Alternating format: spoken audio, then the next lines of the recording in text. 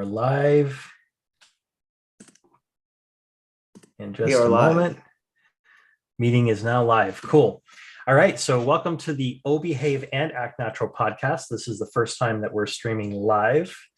And this is pretty stinking exciting, I have to say. It is. It is. Yeah. I'm really eager, stoked, honored for you to have me on here and ready to rock and roll, talking about some new things and bringing to the forefront things that are really needed. So Definitely. Thank you for coming on here and talking with us. How about you introduce yourself, Matt? yeah, absolutely. My name is Matt Heininger. I am a community member of science and specifically a board certified behavior clinician practicing out of the sprawling metropolis of Los Angeles, California. I've been in the field of behavior analysis for time's flying 14 years now. And much like many of us in our community, working with the autism population and related disorders. However, based off of my unbridled passion for our science and vigor for progression and expansion, dipping my toes across various projects to educate and disseminate, all with regards to the power of behavior analysis and treating addiction and other alternative models that might be more viable, cost efficient, and assist with the health and happiness of society as a whole. So, yeah. Well, thank you for coming on and talking about this topic with us. Okay, so today's topic is the role of behavior analysis with addiction.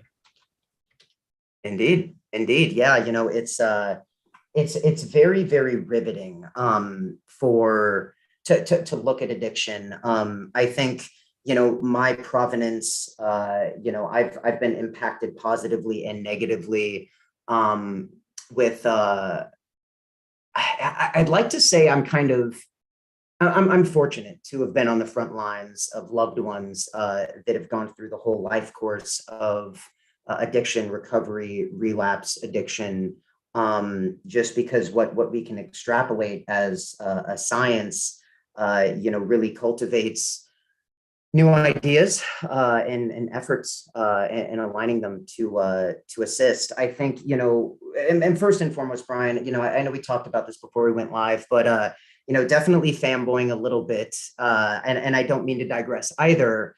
But I was there's such an instinctual kind of daunting yet excited response when you approached me regarding watching your phone when you plug it in, because I couldn't even readily identify who you were. I mean, I told you I had heard about you, and I had read about read your content, but live in the flesh, I was like, random person, okay, process, but I say this as we segue into kind of the first part of our conversation, as we kind of tangent a little bit in relative respects, is you do the work to assist in, our science kicking out of the synonymous pairing of autism, ABA, verbal behavior, the data sets that say up to 74% of, certified clinicians are working with the autism community.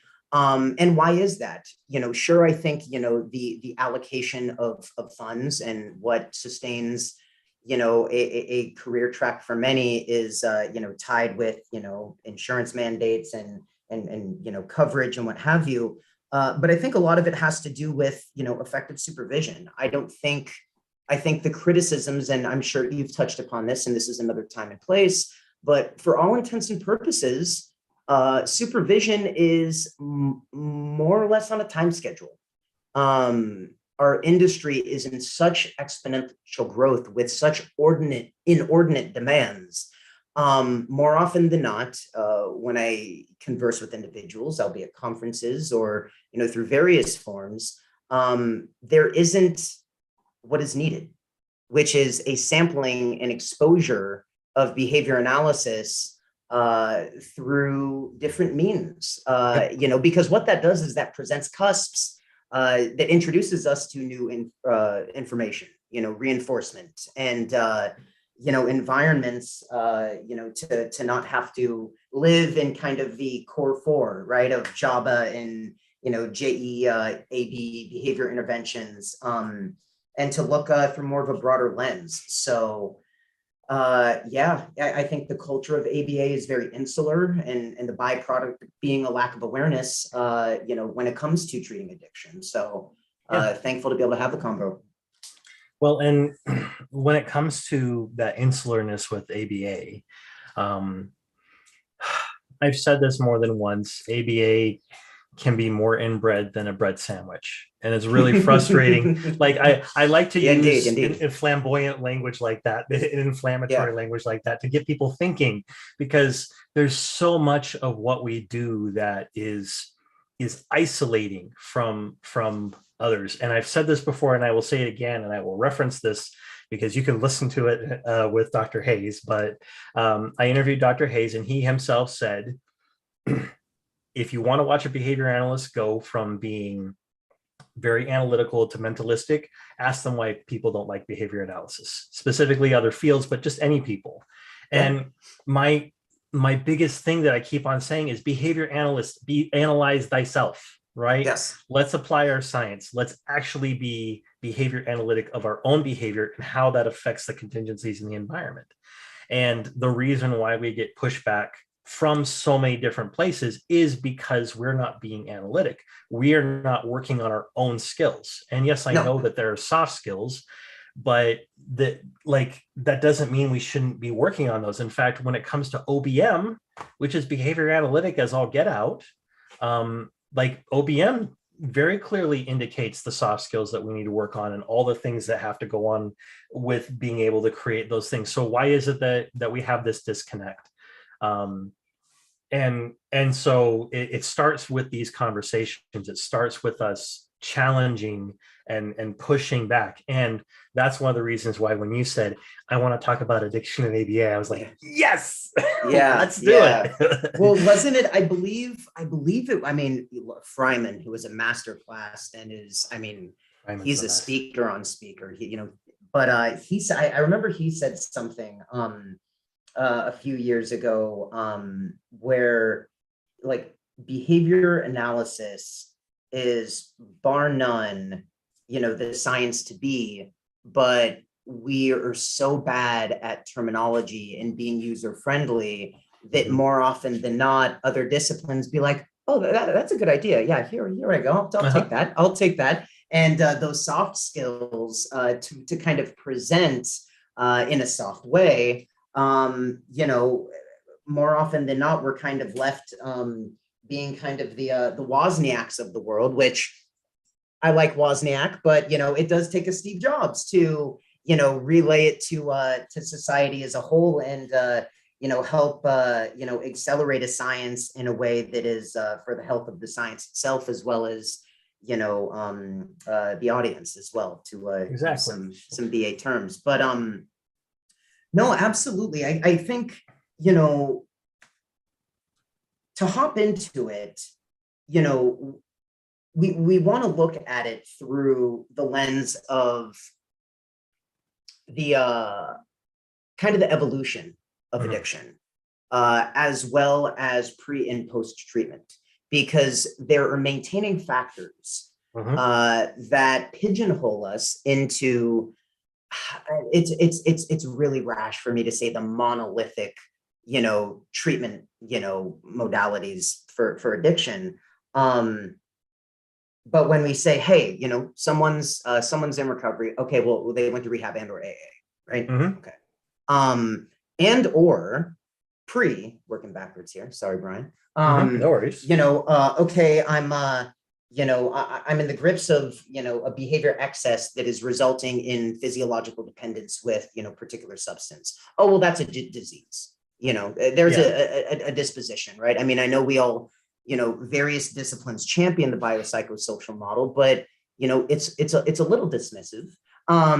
So, it takes a quick pit stop, a pump of the brakes, a few short breaths to look in the Journal of Substance Abuse and Treatment, clinical psychology journals, behavior medicine, and come to the stark realization that many researchers that utilize contingency management are using behavior principles, and they also are published in Behavior Modification is a journal where it's most prevalent as well. And unfortunately, newer BCBAs don't understand it. It's hard, but I don't mean to be crass, but I encourage BCBAs to exercise the most rudimentary of resources that are readily accessible to them.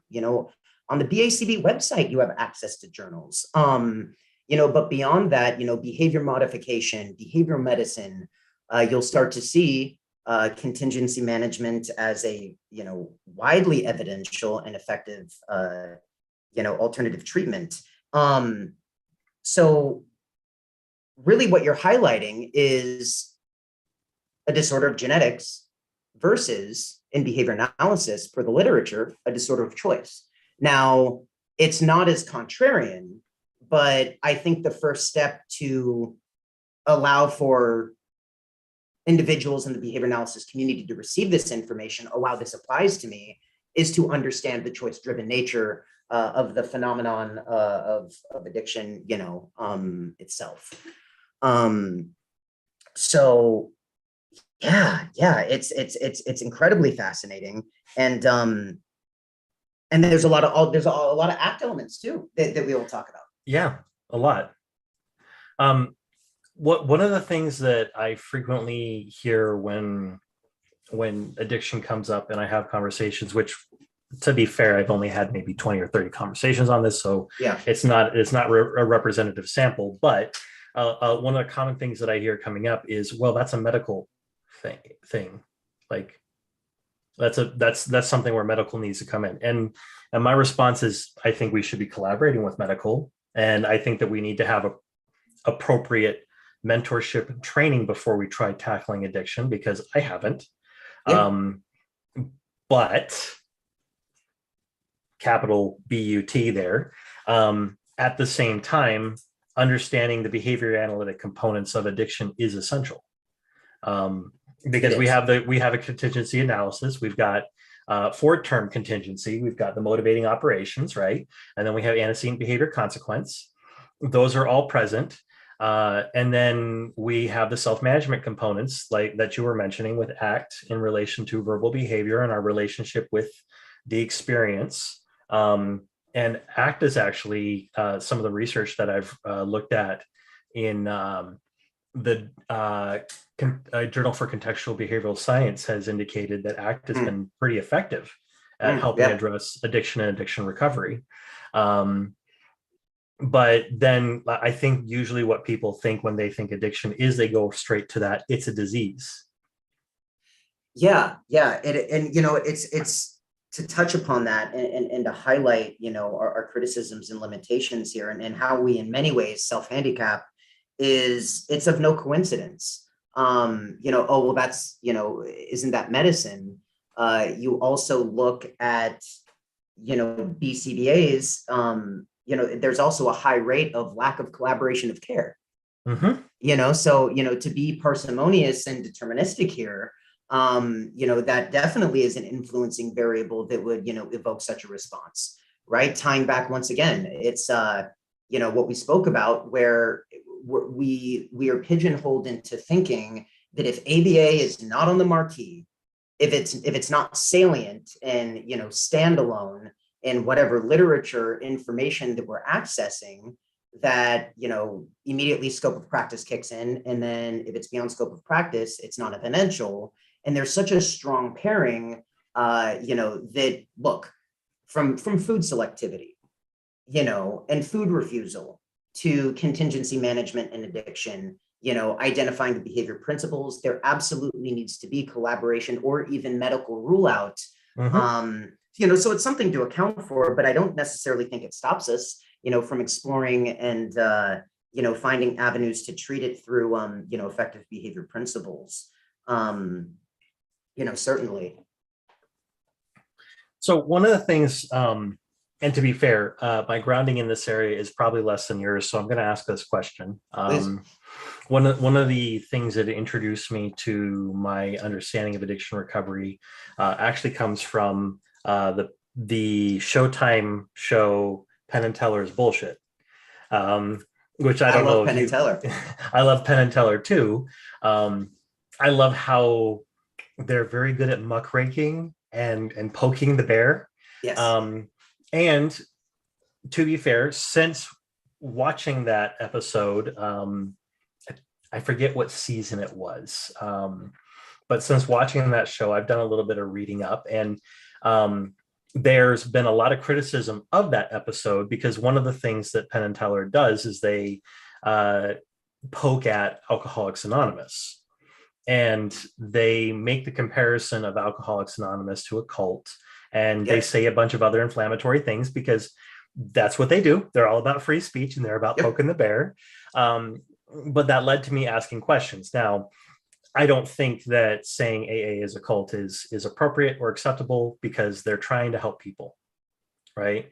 But the questions that came up were what is effective about it and what's not effective about it, and what is effective about addiction recovery. What are the things that we do to actually address addiction?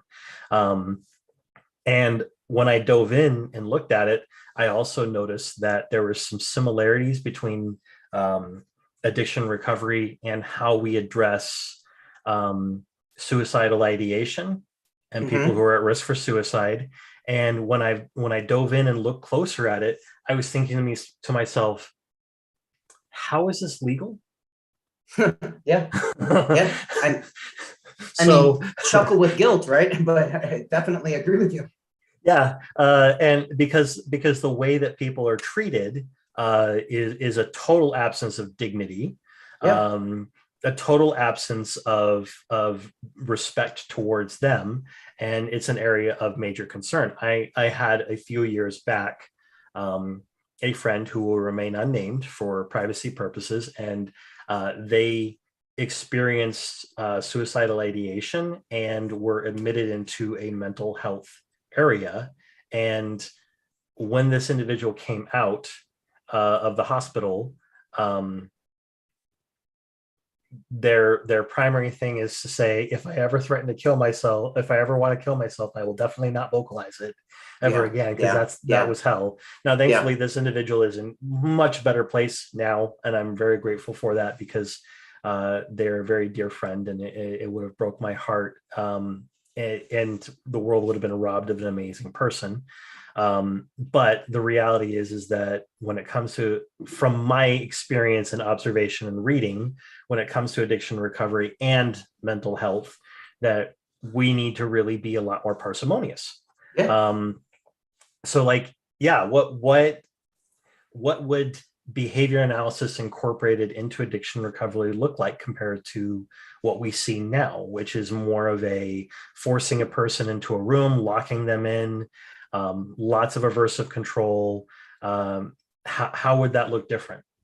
Yeah, you know what? And that's such a loaded question. I have so much to kind of say with Sorry for the regards to loaded that. question. I'm not No, I trying to love be. it. I love it. And I'd love to jump into kind of the etiology and some kind of some aspects of tribalism and you know how it kind of presents you know with AA because I think it's phenomenal and fascinating. But you know I think with so many you know punitive measures that are being employed you know with you know how we deem true rehabilitation through corrective means in our current you know system you know it's I've had dear friends that have suffered with you know suicidal ideations as well and there's such aversive control. I mean I study you, bro. I told you this off air. I think you said something where avoidance is prolonged suffering disguised as safety or something like that. And you know, all that aversive control will breed continued covert processes that only dig into the abyss of avoidance and you know will abolish any means or likelihood to vocalize and recruit reinforcement and support. You know, with regards to the etiology of AA, because you know I don't want to raid on the parade. I have very close loved ones who will remain anonymous, of course, that are active members of that community that have maintained sobriety for long-standing periods. But nonetheless, if you look at, I mean, that's quite a dense schedule. if you really think of it. If you Mhm. think about the culture of what is being championed and recommended conduct and variables that maintain behavior within that social network, is there really a maintenance phase? Is there really quality of life that is least restrictive?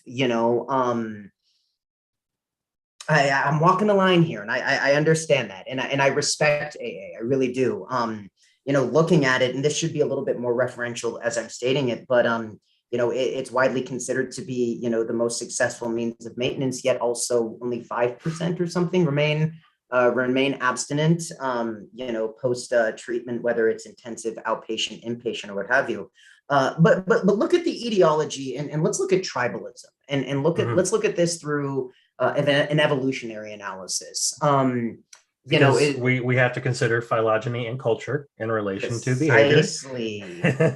Yep. No, the phylogenetic provenance, and what we'll present as cultural provenance with AA. If you look at the prehistoric, ages, or whatever the case might be, you had a leader in a social network, Mhm. and it was very, very survivalist, right? You had your UMOs front and center. We need food, we need shelter, we need water, we need warmth. So you have an insular culture by means of survival with the strongest of imitative repertoires within that network. Conversely, that is compounded. I've always tried to describe this as kind of the Earth's core. Like, you have multiple layers, and that peripheral layer is any deviation from those imitative repertoires and those skills within the social network presents very strong punishment contingencies. Mhm. You might perish if you are to break away and deviate from that network. And I think, what is being disseminated with AA is, well, if you don't do this, not only you're going to be admonished, Mhm. you will be ousted from the social network, whether it is overtly stated or implicitly, indicated through various, nonverbal behaviors in the group. Present, I don't know, delayed latency in responding to text messages, or something is explicit or petty of blocking you as a friend on Facebook. But certainly, how do we find a way, and kind of the ethical core principle, right? Like access to reinforcement in the least restrictive environment. So with contingency management, accounting for covert processes, the behavior economics that come with it, and then, elements of acceptance and commitment therapy poses a really, really viable option. And I think with behavior analysis, you look at contingency management, as you said, your Mhm. for-term contingency. How can we, and let's think of it. I'm rambling. I am so sorry. I'm No, just you shouldn't. You shouldn't be sorry. This is a great. the hyper domination here. But let's look at equivalence, right? Mhm. Differential reinforcement personified is little verbal behavior. We'll talk about ACT, but is allocating, responding based off of distributed reinforcement, right? So if I allocate reinforcement and create potent SDs, responses in the response class are going to coincide. So if you're enabling someone that is currently struggling with whatever substance, and you are enabling that, whether financially supporting it, Mhm. that comes on a reinforcement schedule. And the nuts and bolts and the skeletal aspects of contingency management is identifying schedules of reinforcement, self-monitoring, salient cues of reinforcement, as well as indiscriminable contingencies, self-monitoring, self-tracking of impulse control, and differential reinforcement 101, right? If my if my anyone, you know, variable on average 75 to $100 a week, you know, living in avoidance, speaker, listener, and listener speaker, living in avoidance of the inevitable. Who's to say I can't take that 75 and $100 and funnel it back to the individual contingent on abstinence and other pro-social behaviors? And I think that's what contingency management can offer as a viable option. And if you look, I mean, the literature is profound. The literature is absolutely profound. I champion a wide range of different individuals that have done riveting research that we can talk about as well. But how can we equip individuals with functional skills to live freely in the environment? Because many of the individuals who go through the traditional course of treatment are destitute. You know, you come and the family, the entire family dynamic is destitute, you know, via privatized medicine and paying, you know, anywhere up to 15, 20,000. I mean, if you can get, you know, if you can get funded, that's great. But more often than not, there's a lot of financial strain where, great, I mean, I'm sober, that's awesome, but I'm also destitute. Where with contingency management, you can reinforce, develop, and cultivate not only abstinence, but the relations within it. And from there, we start to generalize, okay, I'm capable, you know, vocational skills, re-entry back into society as a whole. You know, so identifying those nuts and bolts. Yeah. Well, and so I'm a reader. I love reading. Yeah. I can't stop. I posted something earlier, just a little joke, because, you know, I was thinking about addiction. Earlier on Facebook for my personal profile, I said, no, I don't have an audiobook problem. I have a not enough time and audiobooks problem. Just because I can't stop. I love exploring and trying to make those connections. Yeah. So when you're talking about this reminds me of a book that I read years ago before I was introduced to behavior analysis, other than in the very brief introduction I had as a teacher in training. And the name of the book is Change Anything, The New Science of Personal Success. I have it up so that way I remember the title and the authors. Yeah. No, my memory is not that good, but I remember a lot of the ideas that were being presented. And if you don't mind, since we're live streaming this, I'm going to share the screen. Please. Because I pulled up a few things here.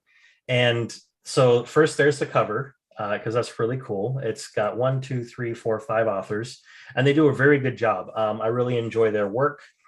I don't know if any of them are behavior analysts per se. I haven't really touched back on this, but this graphic is really interesting because they talk about the 6 sources of influence.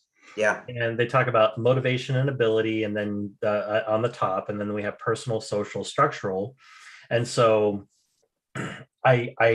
when you were talking about this, I was thinking to myself, personal, we're looking at self-management contingencies. Social, we're looking at social contingencies. And structural, we're looking again on more contingencies that can be created and structured. I don't want to go too much into this because I feel like it might be too much of a digression, but like all of this behavior analysis applies towards. And if anybody out there wants to read it, again, the book title is Change Anything. The first author in it is Kerry Patterson, KerryPatterson. It's available on audio, as well as all the other different ways that you can read and enjoy. But like, this is contingency analysis. This is behavior analysis to a T. And so this is where we come in. And the thing that I love about that book is that the authors present study after study about people who have made major changes, everything from quitting smoking to getting clean from meth, and everything in between. And like, yes, this is a slightly older book. I would say I think well, I probably shouldn't say I would say, I can tell you when it was published. Um, let's see, published date is original published date April 11th, 2011. So, you know, it's not Okay. that old. It's a fairly new by comparison. We're 2022 right now, so 11 years old. Wow, we're almost right on the anniversary. Really? Yeah, so today's the 15th, so April 11th. But you know, it's got a lot of really good material, and it asks a lot of really good questions. And I love finding behavior analysis when it's present in other areas, because that's where we do so well when we do it well, which is working with other professionals in other areas and making it work, because that's what contingency analysis is all about. Yeah, Literally in our name, it's not applied behavior modification, it's applied behavior analysis. yeah, We analyze, and then we manipulate the contingencies, and then when the contingencies are manipulated, the behavior follows, right? precisely. And I And think when you're looking, sorry, go ahead. no, you go ahead. No, I mean, I'm fired up now. And plus, we will be book dropping. I have something that I'd Please like do. to yeah, no, for sure. And I was gonna mention it, but right, I think one of the main criticisms of contingency management is competing reinforcement with the natural environment, Mhm. because there cannot be such a strong shift as it relates to the social contingencies. I mean, that's once again, AA is great for that very reason. I would say what Mhm. is, I mean, look, can we do a component analysis on AA? I'm sure maybe we can, but it'd be pretty arduous. But it's the social contingencies. It is wiped clean. It is nothing but, pro-social behaviors as it relates to abstinence. There are no cues. There's no salience that can entice or increase the probability of relapse or drug usage. But I think also the unconventional view with contingency management, which is also highlighted a tad in Addiction, a Disorder of Choice by Gene Heyman. Your book has 2 years on me. This was published in 2009. Very controversial book. And this is, I would not recommend this as being a first read. It is Oh, yeah. incredibly wordy. It is incredibly scientific. But there's numerous theories that addiction transfers. If you look at addiction, it should also be treated through a harm reduction, approach. There's individuals, that, are now abstinent and have maintained sobriety. And, maybe habits have allocated and rerouted towards, lesser harmful behaviors in consumption. Whether it's chain smoking and 8 cups of coffee a day, that's okay. Because really, when you're a risk to self, just like with a child with autism, we do ecological assessments and risk assessments to ensure safety and well-being. We also know when a behavior is something is maladaptive and presents enough of a threat and danger to where we should not intervene due to adverse side effects that may come from whatever procedure interventions we may implement. And nonetheless, how can we kind of appropriate our addiction, because of one of the theories that Dr. Heyman, as well as a couple of others, assert, is that addiction is likely to transfer, and it doesn't need to be external stimuli. You don't, whether it's chain smoking or cigarettes, it could be rumination. And you see a lot of episodic anxiety symptoms that probably, I'm no diagnostician, but it probably meets criterion for GAD. Generalized anxiety disorder is, an individual looks to navigate freely into the natural environment. And so the viable options are remain in insular culture on a very, very dense schedule. I don't know of anyone, actually, let me retract that statement. I know of one individual who was able to kind of, fade and systematically kind of fade themselves off of, meetings and different forms of support to live freely in the natural environment in a far more healthy and pro-social way. But don't we treat the natural environment? I believe we do. And I think when you look at contingency management, and you look at reinforcement schedules, self-monitoring, and I know we spoke candidly and vehemently off air, but to, once again, quote what you had said, I'm the fanboy of the two, is transferring stimulus control, right? Yeah. From the experience itself to what we tack from the experience. Extrapolating the positives and transfer it as we incrementally approach novel stimuli or aversive events in the commitment of behavior change. Well, isn't the objective generalization? Like, isn't that exactly. Like that is the objective of behavior analysis? We want to teach a skill, have it acquired and be reinforced and generalized across environments. Absolutely. And so, like, this is a perfectly applicable thing. If you don't mind, I'm going to quickly screen share the addiction, a disorder of choice, just so folks who are viewing can see it. Please. Although, if you do have a recommendation for a book that's a little bit easier to read, yes. I would be curious about that as well. But here's what the cover looks like for those who are interested. Yeah. And here's the publisher information. Gene, Jenem Heininger, Heyman, published in 2009. I think he's a research psychologist at Harvard. Okay. And I was in Denver for ABAI 2017, and just Temple Grandin was there, and of course all the praise. She's phenomenal. I've seen her multiple times. She's tremendous. But amidst the book signing, I was sauntering along and tripped upon this. And this book was actually the impetus of what became kind of the passion to truly, do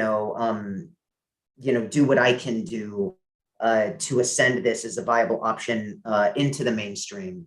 There's limitations to it that we can discuss, but Kenneth Silverman at Johns Hopkins University. He is works on things.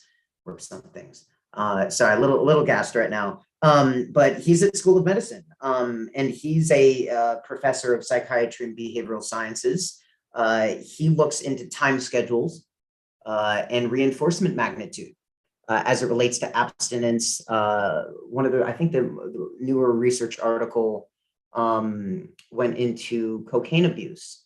And it was a 6-month abstinence. He's also done more longitudinal studies, being able to retain participants across 3 years. And the well-replicated studies are paramount, showcasing once again, and we're not reinventing the wheel here. Behavior analysis at its very root encompasses reinforcement schedules for generalization and maintenance. This isn't a workshop. This isn't an immediate recommendation, but I know we're all trained to, identify, baseline rates and then set your reinforcement schedules 50 to 80% below baseline.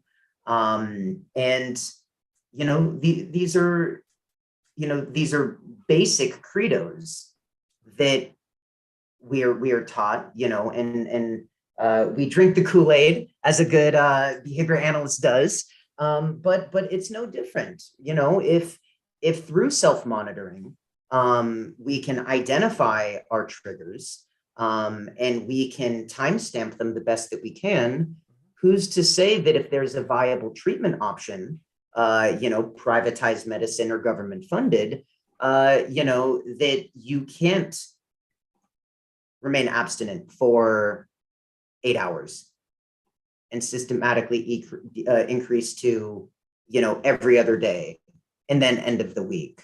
And, look, there's multiple components in the treatment package.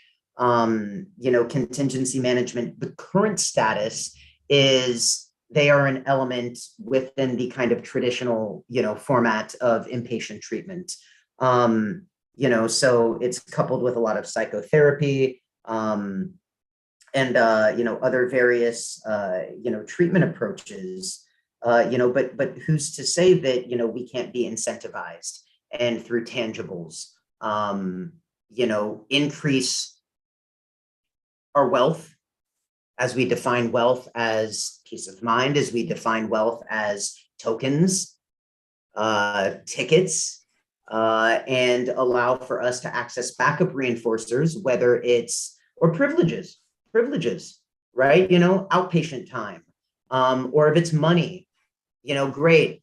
I'm destitute. I can now buy a suit, and if I can buy a suit, I can present well in a job interview as I reacclimate back into society, as we systematically taper off interventions, and reintegrate. So, Well, and I'm going to jump in here a little bit, because one of the please. things that I feel that behavior analysts we need to improve on is our understanding of seeing behavior analytic principles present wherever we go, right? Yeah. And so I'm trying to pull up real quick, because I need to refer to my slides on this. There we go. Cool. So I actually have a CE that's going to be presented live June or July, called Acceptance Commitment Therapy, Verbal Behavior and Self-Management in Action. Okay. And what I do is with a little bit of help from an article that has been published, although a lot of the work is my own, but I do make sure to reference and credit them for helping me down this path. I break down behavior analysis, ACT into very behavior analytic concepts. With self-management, with verbal behavior contingencies, understanding all these things. And where this comes in is, I'm going to see if I can do a little, find the spot. Here we go. I'll just throw up this one slide here, so that way folks can see it who are watching. But here's the definition of values from a very behavior analytic language. So this is a large class of verbally constructed, highly potent, long-term positive reinforcers. Values-based interventions, committed action, involve statements and or rules that function as verbal motivating operations, also known as augmentals, that increase or decrease the effectiveness of stimuli as reinforcers or punishers, which in turn supports committed action in the form of overt behaviors. So That's what you plugged. Yes. I didn't intend for this to be a plug, but at the same time, it's like this applies, and understanding values and understanding how values interact with committed action helps with understanding this process. And when it comes to the other core components of ACT, which is diffusion, selfless contact, committed action, values, present moment, and acceptance, they play off of each other when it comes to self-management contingencies and verbal contingencies. And this is huge, because I'm gonna very quickly share two more slides. Promise, guys, this is I'm not spoiling too much.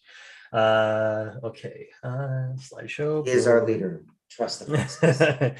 So I talk about derived relational frameworks in relation to this, and this is really important, because I call this the song part one, and it's young love. We have the relationship, we hear that song, we feel happy. The derived relationships occur. We derive A to C and A to B, where A to C is the feelings of that young love and that song, and A to B is that feeling of happiness. And then we derive those relationships where I think of the song, I hear the song, I think of the relationship. I feel happy, I think of the relationship. I hear the song, I feel happy, I think of the song, right? So we've got those internal events relating to external events and evoking interconnection here, right? Yeah. But then we go through our breakup, right? and then that transition stimulus control. So now hear the song, because we've associated the relationship with the song and our feelings with the song. Now we think of the relationship, we feel unhappy. Now we think of the song, now we think of the relationship, and the song hurts. I hear the song, it reminds me of the bad relationship, reminds me of feeling sad, all these different things. And this derived relational responding is a big freaking deal. It is. And so, to reference Dostoevsky with his white bear conundrum, try to pose to yourself this task, not to think of a polar bear, and you will see that cursed thing will come to mind every minute. Which, have a little bit of fun there. And so my little joke here is like, I to avoid the pain, I go have some chunky monkey, right? Yeah. And then, because the chunky monkey doesn't cause the pain to go away, instead it derives a new relationship. Now I go to alcohol, or I go to the devil's lettuce, or I go to harder drugs, right? Yeah. All these different things out there. And the relationship with the pain just gets worse and worse and worse. And no matter how I try to avoid it, it continues to get worse. Yeah. And this understanding, it's not mentalistic. I hate it when people jump to that's mentalistic, because they don't understand the relationship. It's replicable. We can see that it's happening over and over and over again. And I have many ways to describe ACT. My favorite simple description of ACT is pain is inevitable, suffering is optional. That's my one sentence descriptor of ACT. But the other descriptor I have for ACT is how to change your relationship with your experiences. Yes.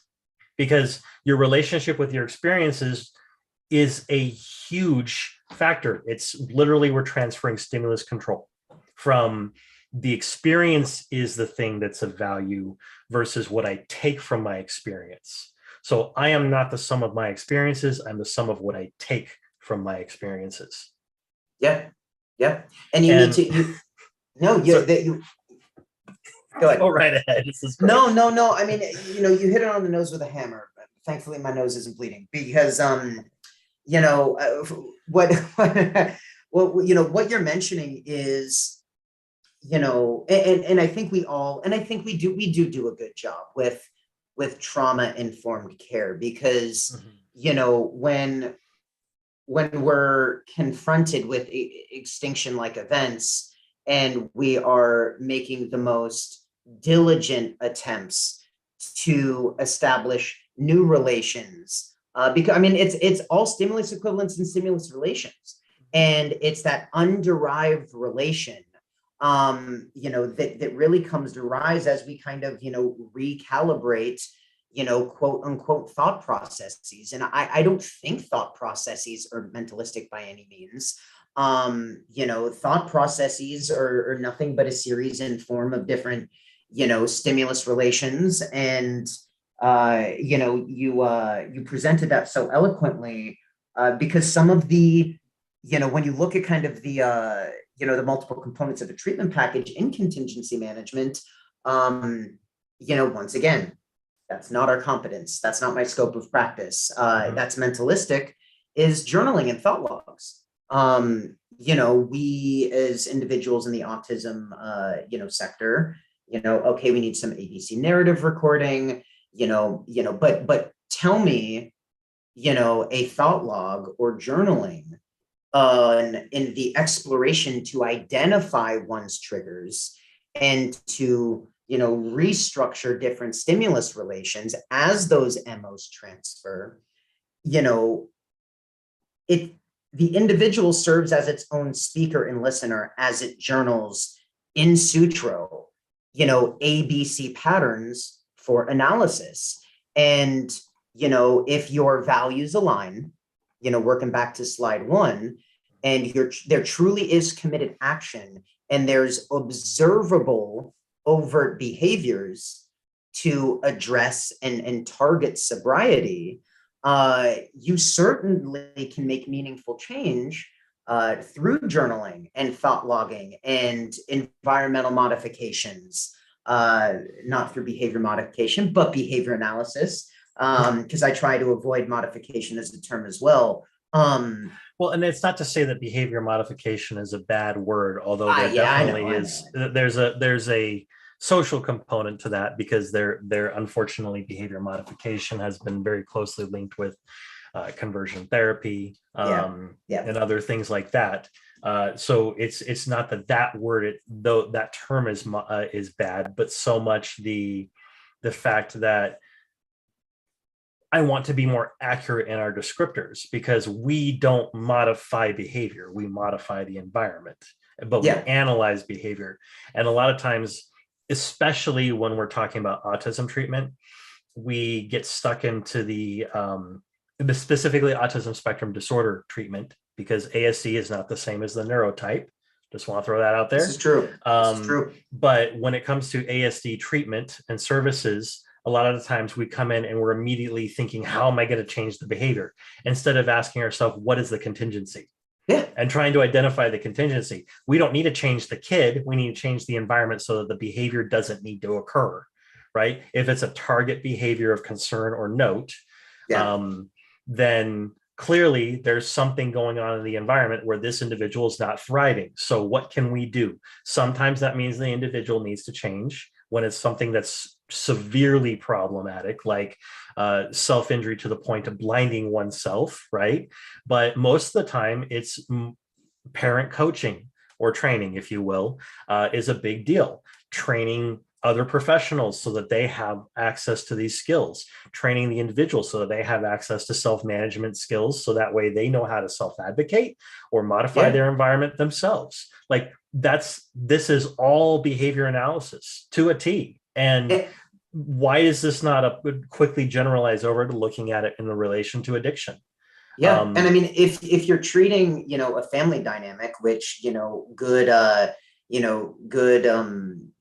treatment for autism spectrum disorder should be, it's bidirectional, right? Because, if you are changing or educating a parent to maintain newly adopted contingencies, albeit FCT or whatever the case might be, you're contriving contingencies and adopting it into the natural environment, and it's bidirectional.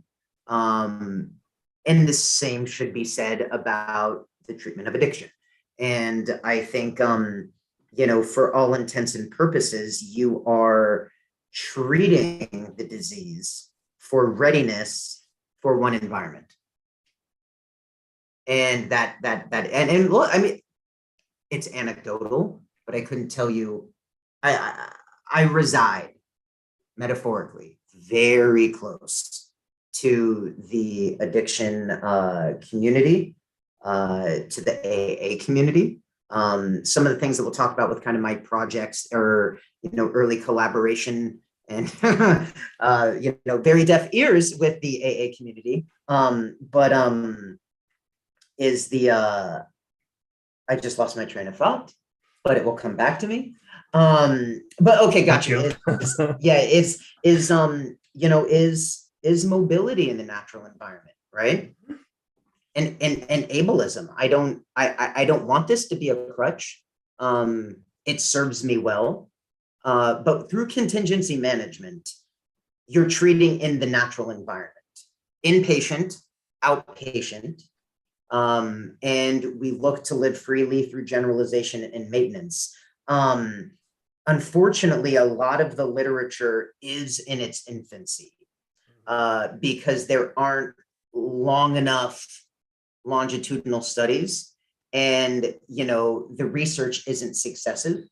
And by that I mean, the usage of token economies or multi-scaled economical systems that then reflect the natural environment, integration back in, all the behavior cusps that you could study. Perfect example, you go to treatment, one of the various recreational activities is part of what is in theory kind of a DRI procedure is gardening. Okay, great.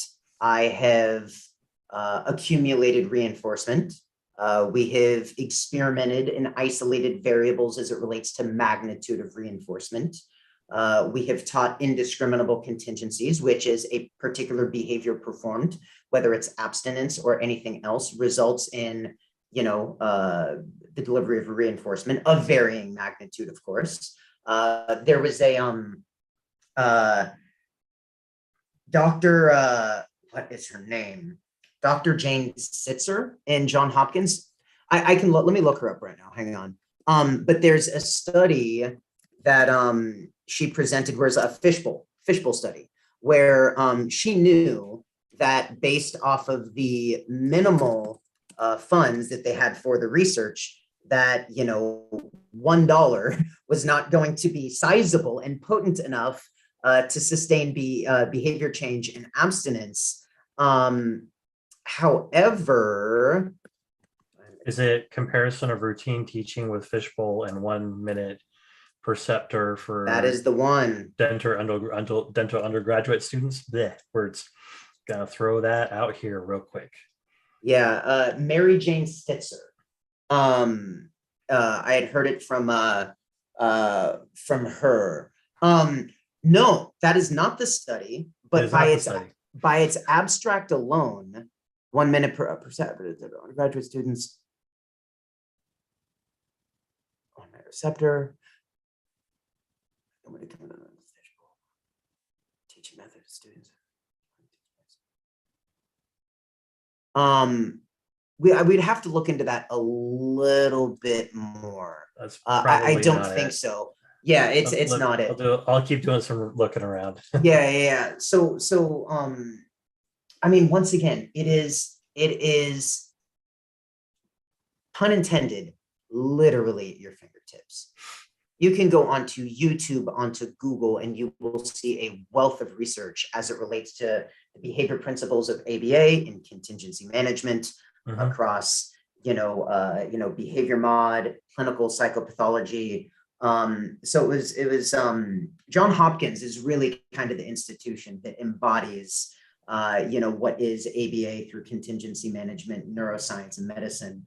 I love the research Johns Hopkins is doing. There's a lot of really amazing stuff coming out of there. It's the best. But who's to say that with indiscriminable contingencies, that I don't accumulate wealth and reinforcement and access reinforcement to when I re-enter the workplace, that maybe I don't go into landscape architect or gardening, having learned it from, treatment, and beyond. So these are the discussions that we need to have. Dr. Maley and Dr. Keeling out of New Mexico also does real riveting work with ABA. They've done a couple of workshops. I haven't been able to catch them, but I have some colleagues that have, and they're doing great stuff too.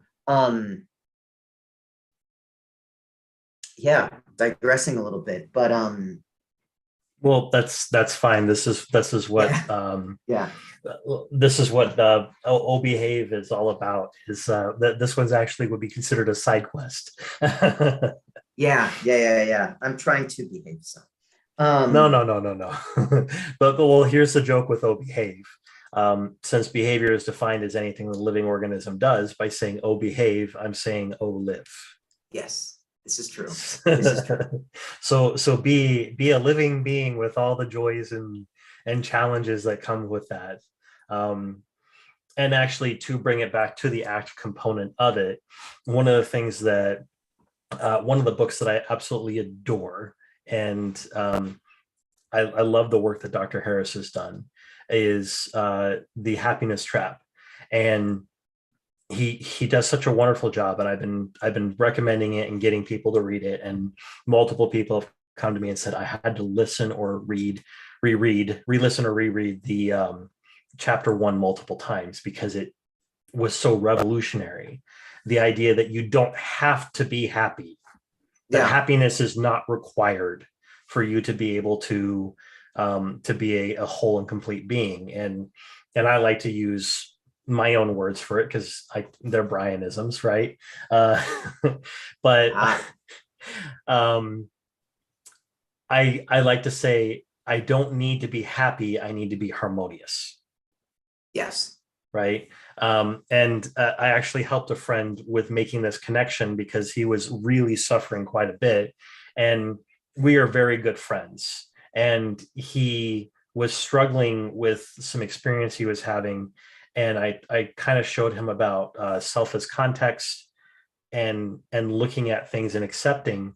And we did a little exercise where I'm like, okay, you're a biome, right? Right now, what you're experiencing is you're experiencing the hawk killing the rabbit. Mm-hmm. And then each time that the experience that you have that's slightly similar comes up, you keep on reliving the hawk killing the rabbit. And it's very painful. It's Yes. suffering, right? Because you keep reliving it and over and over and over, and it's rehashing. But what if you take a moment to zoom back and see the whole biome, everything that's happening?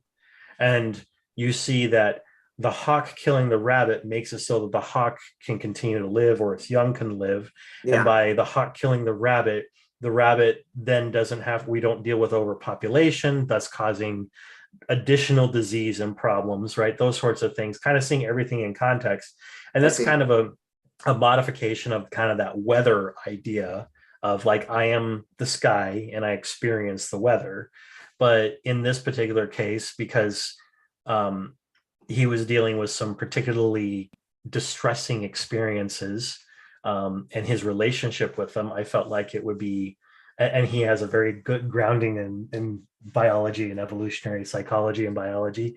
I figured that comparison would be very effective. And as soon as it clicked, he went, wait, you mean I don't have to suffer? I'm like, no, you don't. Yeah. Yeah. Right? It's you experience the relational connection that you relive the hawk killing the rabbit, and it is. Yeah. And I mean, I don't mean to be too esoteric here, but with that relational connection, tolerance, and Mm-hmm. acceptance to that committed action is knowing, the fluid amalgamation of accessing reinforcement, the intermittent aversion that comes in, the novel environment and the novel, covert, behaviors and the emotions that you experience, with newfound sobriety. I'm by no means are we going here on a limb saying that, one simple reinforcement schedule, and a singular, treatment component is, going to sustain. But, I think you articulating things and on more of a molar and molecular level of analysis, Mm-hmm. helps allow us just, how comprehensive, the phenomenon of addiction is, why it should be studied from different angles, and the utilization of ACT principles, value alignment, MO transference, and, reestablishing all of these stimulants relations, the transitive properties of them, and the underived relations, because, and I know I met you at Calaba, and to digress, they did a tremendous job with emphasizing more clinical behavior analysis and exposure response therapy. And I say that because as we assimilate in the natural environment, that's, that is what it is. And to be able to have those stimulus relations, and I think the biggest takeaway is CBT, ACT, and ABA. They're not in different towns. They're not in different counties. They are in your neighborhood. They Yeah. are down the street. You can say hi to your neighbor. You can even have dinner with them. What a concept. Because a lot of the same very prevalent techniques Mm-hmm. are wildly prevalent in ABA, and can assist as we look through the scope of ACT, as well as just clinical behavior analysis as a whole to treat addiction. So Exactly. And we can be good friends. I would even argue so far as to say that while there's not a lot that granted my grounding in DBT is less so than my exposure. Grounding is incorrect. Exposure to DBT is less than CBT, but I have seen some DBT applied, and I would say dialectic behavioral therapy has a lot of intersecting components Yes. as well. Yes. And the reality is that the way that we improve dissemination, the way that we improve the outcomes for humanity is by getting stuck less on the rules governed little nitpicky components and instead focus on, okay, how can I make this applicable? How can I make this work? How can I make this available for other people? Okay, you're concerned about mentalism? Cool. Guess what? That's our objective, is to make it so that people can access and be more analytic about their engagement with their environment. Okay. Yeah. But this happens a lot, and I will say this. I'm doing a lot of behavior analytic stuff with behavior analysis, trying to help behavior analysts see that the way that we're approaching autistics, of whom I'm a member of the community, but I'm a middle earther because I'm both a behavior analyst and I'm an autistic, right? And furthermore, I'm a stereotypical autistic of I present as male, I'm white, right? And and I'm highly vocal verbal. So this would be kind of the stereotype of the Asperger's syndrome, or Asperger's, if you want to pronounce it that way, type autistic. And yet what I'm trying to say is, hey, guess what? You're wrong. You're making some assumptions. You're being mentalistic.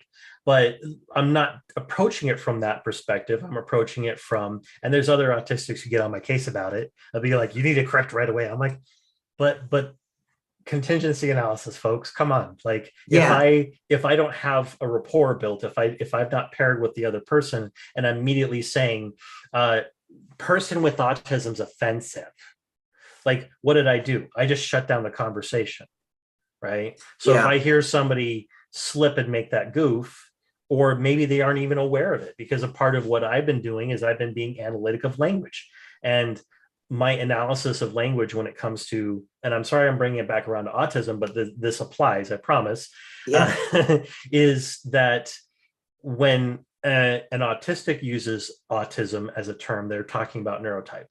And when a practitioner talks about autism, they're referring to ASD, autism spectrum disorder, which is, we're talking social model, medical model. And my argument is that behavior analysis, we have a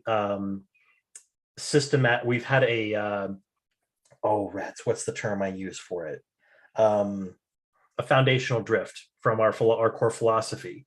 Our core philosophy is more consistent with the social model than the medical model, but because primary payers or funding sources are coming from those that adhere to the medical model, and because early research was heavily influenced by the medical model, then the attitude has shifted from being all behavior is functional within its context, so there's nothing wrong with this individual, to there's something wrong, we need to fix it. And my goal is to help people see, both within and outside of behavior analysis, that it's no, all behavior is functional, period. Right? Okay, let me classify that slightly. All operant reflexive behavior is functional, because there are indeed behaviors that are not functional. Like, for example, when somebody is experiencing seizures, that's not functional. That's not serving a function. It's an indicator. It indicates something, but it's not functional. But when we're talking reflexive and operant behavior, which includes and incorporates verbal behavior within that classification, it is all functional. It serves a function. So let's apply our science to ourselves. Let's apply our science to all walks of life. Okay, we've got a problem. One of the problems that we have is, and I'm disclaimer out there, I'm going to talk about an environmental issue. I think that a part of the problem that we're dealing with when it comes to environmental issues, let's say plastics, is that we're not seeing the immediate consequence. And we know reinforcement and punishment is about immediacy. So Yep. how are we going to utilize behavior analysis to address the problem we're dealing with plastics? Because plastics, and no, I'm not talking straws here, I'm talking just plastics in general, is that it's impacting our environment, and it's coming back and impacting our health and the health of our food sources, and it all drifts down, right? So how can we be contingent, how can we be analytic about addressing this, right? We don't have to just be applying this towards ASD and other learning disabilities. We can use it towards addressing other challenges that we're facing, both locally and outside of our local area. And just being analytic changes the way we perceive things and engage with things, but we need to help people to engage with it. I'll give you another good example. There's been a ton of research that's been done on traffic patterns. And the research has shown that when people go to the very end of the lane and merge, they zipper, right? Traffic does not get slowed down, and therefore there's less likely to be rush hour problems and accidents and things like that. And yet, where is the behavior analysis being applied with this? It's not being applied. Like, we have the research to show that this works, and yet traffic accidents are about the same as they've always been when it comes to injury and life lost, and of course money lost in relation to accidents. How can we be behavior analytic in how we address these problems? Yes. and change outcomes? I would argue that if we had a systematic public relations presentation, if we had signs up, for textual prompting, that sort of thing. And the same thing goes for engagement with our environment in relation to addiction, because addiction doesn't just have to do with substance abuse. It also has to do with this little thing right here, this rectangle I'm holding in my hand. Yep. We've got a problem with kids and adults, but kids definitely being handed a mobile device, and they're not taught how to use it. And it's a reinforcement machine. And if there's any one thing to demonstrate the ethical quandaries in relation to applications of reinforcement, look at the way electronics are used. That's a perfect demonstration of ethics. And it's also a demonstration of understanding contingencies in relation to addiction. Yep. The concurrent schedules of reinforcement 101. Exactly, right there. Yep. People, including myself, I've been tempted by this, and I have to stop myself and remind myself not to do this. And sometimes I still slip into it. But some people, we are so reinforced by these devices that when a notification pops in, we'd rather put our life at risk to see what the notification is. Yes. Yep. Like, people have died looking at their phones while driving. That's how powerful reinforcement is. Yep. And I think that's the immediacy, the magnitude, the repeatability, the salience, proximity to, right? You have signaling, you have the vibration in your left pocket. Well, I'm a lefty, so left pocket, right pocket, it's okay. Either or. I'm ADHD and autistic, so the pocket's constantly changing. I'm like, which pocket did I put it? Oh. Right. Well, hey, I know we're on the latter end of our time here, but disclosure, I have Tourette syndrome and ADHD, which is why you serve as such an effective model for me with what you're doing, because you in many regards are the archetype. Right? Not only just from championing neurodiversity to also the track of where ABA should go, and the vicarious nature of what our patients can be. And that's also through that could be society as a whole by working with city planning, and that could also be through addiction as well. There is a litany of research also showing the emergence of adult ADHD, and right, that comes from all of the stimulation and lack of impulse control, given the density of the reinforcement schedules with our phone. I know that we live in a tech age, and we're looking to empower and ensure that individuals remain autonomous, but there does need to be some behavior chain interruption. Mhm. And to do that, there needs to be some rerouting. There needs to be effective DRAs in place. You need environmental enrichment, and to tie it Mhm. back to substance abuse, it is a very, very barren environment. And continued avoidance, not being able to access reinforcement. And then moreover, there's a lot of preparedness that comes with going to treatment. And we're kind of veering here from social issues related to environmentalism to the impact or potential impact of contingency management.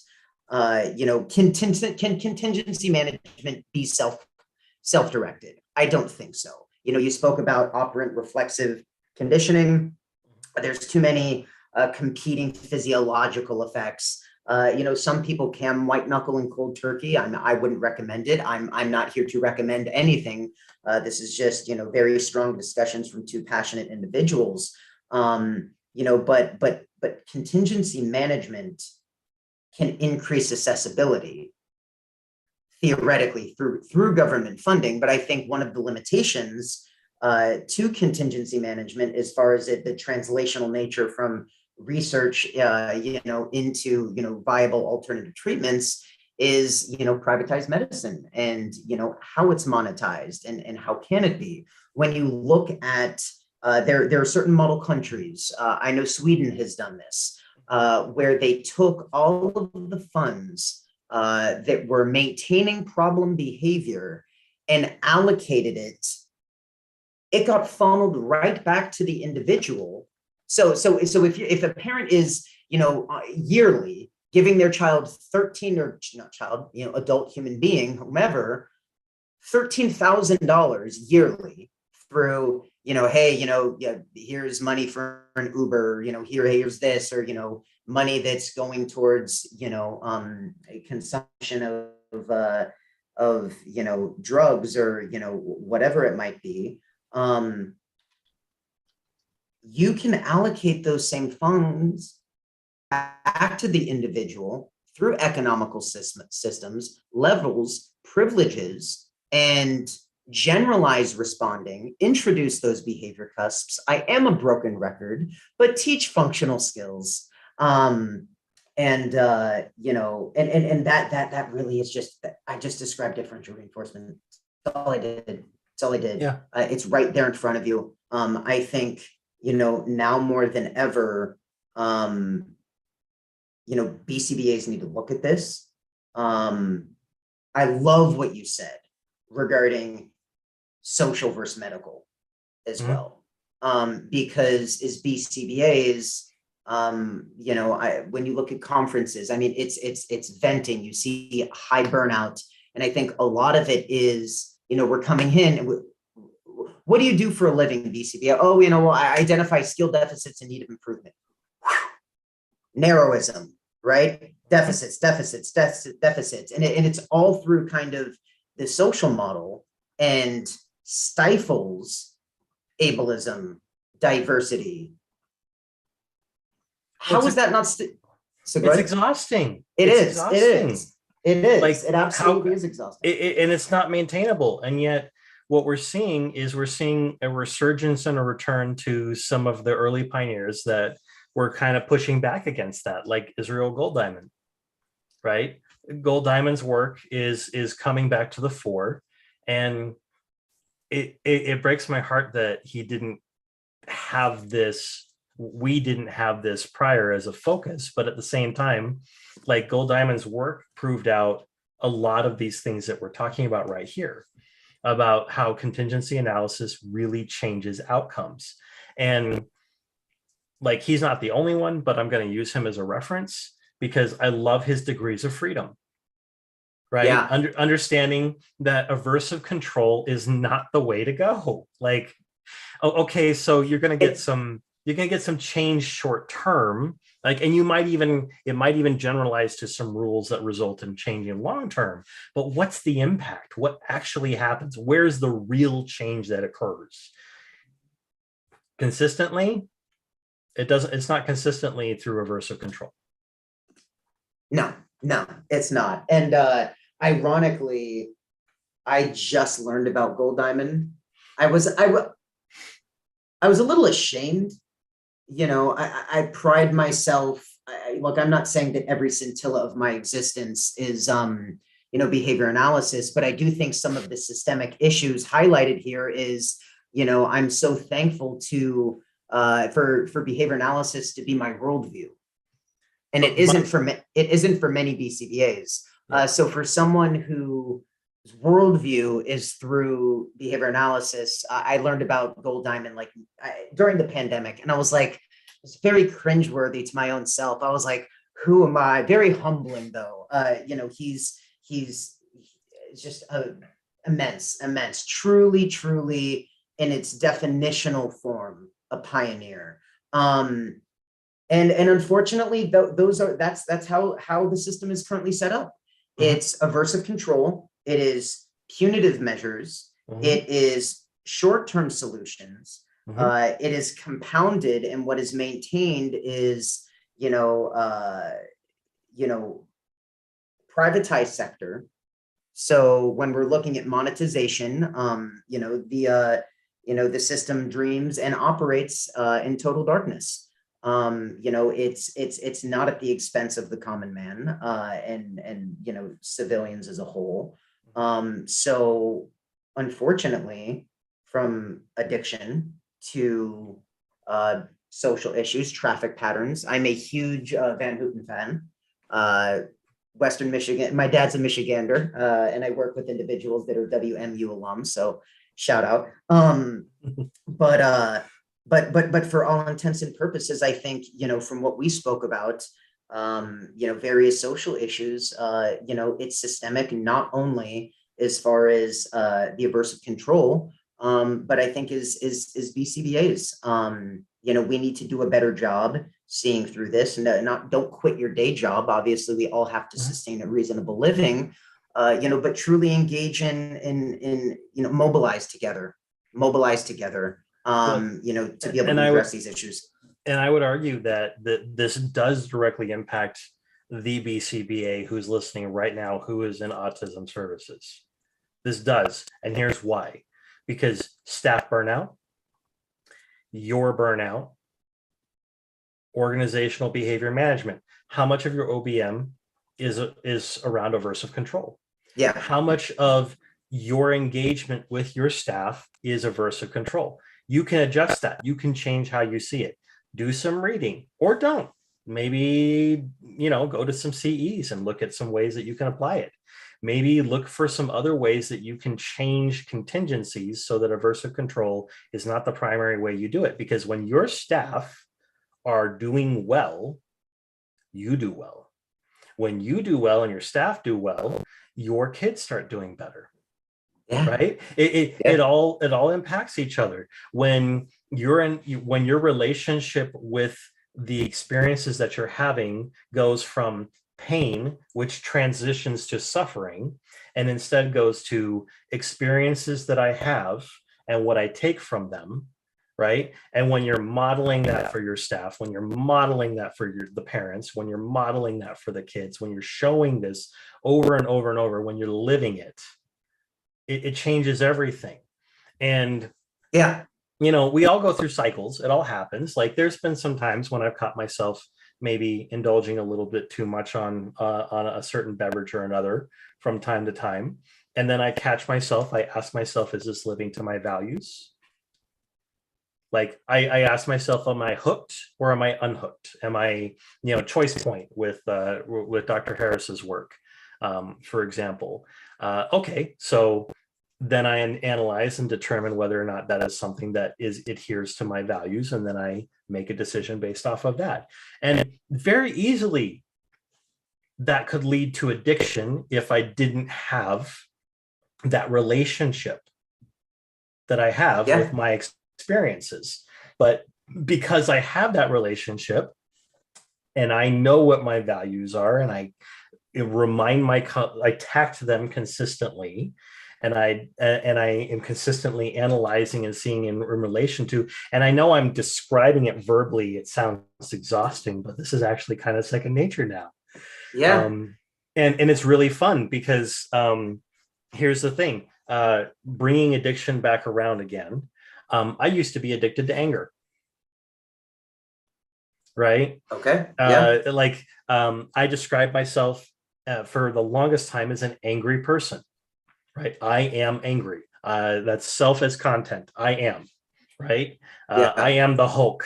I Hulk out, right? and and it was through my gradual exposure to first some precursors to my exposure to ACT and then ACT itself, that my relationship with that internal experience I had and being able to do some contingency analysis and realize, oh, what's actually happening is I'm feeling helpless, and anger is a secondary emotion. And since anger serves as a distancing factor, and it basically the contingency is escape avoidance, so therefore Yeah. anger is used to move or push something that I'm away from me. Therefore, that's what's happening. So I analyze, I break it down, I change my relationship. Do I never get angry? Oh, I get angry all the time. It's Oh fine. yeah. How can you not? Right? Behavior analyst.